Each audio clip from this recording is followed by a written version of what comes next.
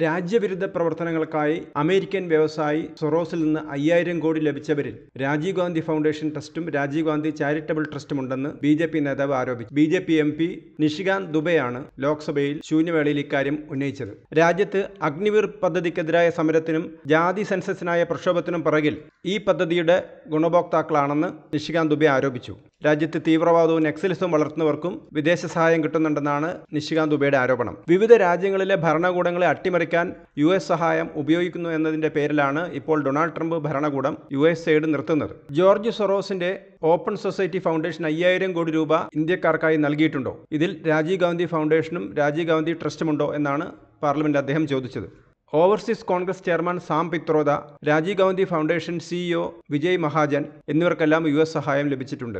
Cast census ആവശ്യപ്പെടുന്ന rural development trust, അതേപോലെ തന്നെ നക്സലിസത്തെയും തീവ്രവാദത്തെയും സപ്പോർട്ട് ചെയ്യുന്ന ഫലാഹെ ഇൻസാനിയത്ത്, അൽഖിദമത്ത്, അതുപോലെ തന്നെ കോൺഗ്രസിനോടൊപ്പം ചേർന്ന് വഖഫ് ഭേദഗതി ബില്ലിനെ എതിർക്കുന്ന സക്കാത്ത് ഫൗണ്ടേഷൻ എന്നിവർക്കും അമേരിക്കൻ പണം കിട്ടിയതായി നിഷികാന്ത് ദുബെ ആരോപിച്ചു. ഇന്ത്യയുടെ തൊട്ടടുത്ത രാജ്യമായ ബംഗ്ലാദേശിൽ മുഹമ്മദ് യൂനുസുമായും ഗാന്ധി കുടുംബത്തിന് ബന്ധമുണ്ടെന്നാണ് നിഷികാന്ത് ദുബെയുടെ ആരോപണം. അതേപോലെ തന്നെ നേപ്പാളിലെ ഹിന്ദു ഭരണം ഇല്ലാതാക്കാൻ അത്തീസ്റ്റുകൾക്കും യുക്തിവാദികൾക്കും US സഹായം ലഭിച്ചിട്ടുണ്ട്.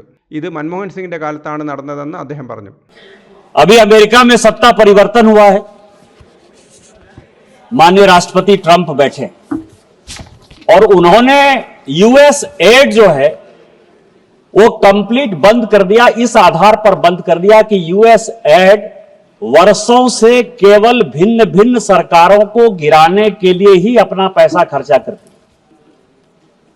और उसने जो आंकड़े दिए हैं वो बहुत ही महत्वपूर्ण है देश के लिए. मेरा कुछ सवाल है इस देश से और विपक्ष की जितनी पार्टियां हैं उससे.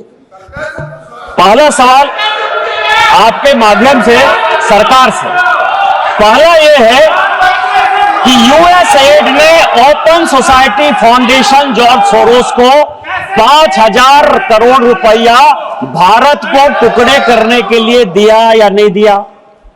USAID और जॉर्ज सोरोस की ओपन सोसाइटी फाउंडेशन ने राजीव गांधी फाउंडेशन और राजीव गांधी चैरिटेबल ट्रस्ट को पैसा दिया कि नहीं दिया?